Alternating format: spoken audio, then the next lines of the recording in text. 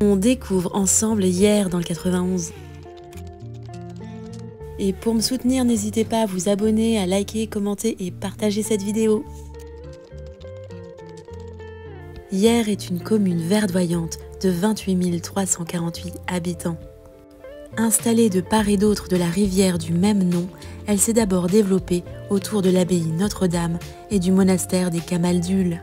Du XVIIIe au XIXe siècle, Hier devient un lieu de villégiature prisé par l'aristocratie et la bourgeoisie. Le chemin de fer accélère son expansion et la population se multiplie par 5 en 50 ans. Aujourd'hui, la commune se distingue par son cadre préservé et son niveau de vie élevé. On découvre maintenant l'un des endroits les plus ressourçants de la ville, l'île Panchou. Située en plein centre de Hier et bordée par la rivière, cette île de 8 hectares est un véritable havre de nature, classé espace naturel sensible. Autrefois propriété de Lucien Panchou, dans les années 60, l'île avait été aménagée pour faciliter ses déplacements en fauteuil roulant, avec des accès bétonnés et une grande demeure en son cœur. Vous voyez un peu ce magnifique panorama, je ne m'en lasse pas. Mais après de fortes inondations en 1978, le site a été abandonné, la maison murée et l'île peu à peu oubliée. Tout change en 2001, quand la ville de Hier rachète l'île et la classe en espace protégé. Depuis 2021, d'importants travaux ont été menés pour renaturaliser ce lieu unique. Le barrage de Séraven a été abaissé, permettant à la rivière de retrouver un écoulement naturel, favorisant la biodiversité et rendant la circulation des poissons et des sédiments à nouveau possible. La fameuse maison abandonnée a été démolie, remplacée par 58 nouveaux arbres, 57 arbustes et de nouveaux sentiers en matériaux perméables. 6 ouvertures sur la rivière ont été également créées pour offrir de nouveaux points de vue sur le paysage. Et il est temps pour moi de quitter cet écrin verdoyant. Pas très loin de l'île, on peut visiter un des monuments les plus remarquables de la ville. Il s'agit évidemment de l'abbaye Notre-Dame d'Hier. Ce lieu chargé d'histoire a marqué la naissance du village et conserve encore de superbes vestiges, comme une charpente en chêne et une porte de réfectoire du XVIe siècle. Après avoir été un lieu religieux, l'abbaye a connu une longue période industrielle avant d'être restaurée pour accueillir aujourd'hui des bureaux et des logements. Un lieu qui traverse les époques sans perdre son caractère.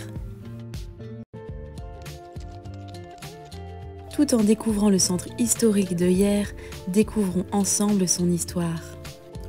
Si on peut situer la naissance du village autour de l'an 650, l'histoire prend vraiment son envol au début du XIIe siècle, avec l'édification de l'abbaye Notre-Dame d'Hier. Construite au confluent de 2 rivières, ce sont 44 abbesses bénédictines qui vont gérer ce lieu pendant des siècles, parfois avec un grand rayonnement. À côté de l'abbaye, le pouvoir seigneurial s'installe avec Guillaume de Hiéras, premier seigneur connu en 1103. Le château, quant à lui, est attribué à la famille Budé au XVe siècle. Entre les seigneurs et les abbesses, les tensions étaient fréquentes.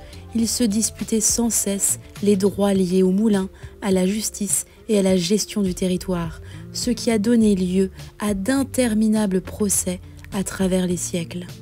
Au fil du temps, l'abbaye et le château seigneurial ont été reconstruits à plusieurs reprises, témoins des évolutions et des conflits locaux. Et petite anecdote, la ville a aussi changé de nom plusieurs fois au cours de son histoire. On l'a appelée Hiera, Héra ou encore Iria avant que le nom définitif de Hier ne s'impose pour de bon au XXe siècle. En latin, cela signifie lierre, un joli clin d'œil à la nature qui entoure encore aujourd'hui la ville. Et pour terminer cette visite, quoi de mieux que la maison Caillebotte ? Véritable étape incontournable du parcours impressionniste en Île-de-France, c'est ici que le peintre Gustave Caillebotte et sa famille ont vécu entre 1860 et 1879. Ce lieu unique raconte non seulement la vie du peintre, mais aussi l'univers qui a nourri son inspiration. Et ce n'est pas un hasard si la maison Caillebotte a été élue monument préféré des Français pour l'Île-de-France en 2021. La maison, qu'on surnomme aussi le Casin, est un témoignage rare de la vie sous l'Empire et la Restauration, entièrement remeublée grâce aux dons et aux collections du mobilier national. Autour, un magnifique parc de 11 hectares, préservé dans son état d'origine. On y découvre aussi des fabriques d'ornements, l'orangerie, une ferme devenue centre d'art, un potager entretenu par des bénévoles, un chalet suisse transformé en restaurant, un kiosque oriental et même une glacière de 7 mètres de profondeur. Bref, Hyères, c'est une ville pleine d'histoire, de nature et de culture, qui a su préserver son charme et son authenticité à seulement 20 km de Paris, 30 minutes en RER. Alors, qu'avez-vous pensé de Hyères ? Abonnez-vous pour plus de découvertes en Île-de-France.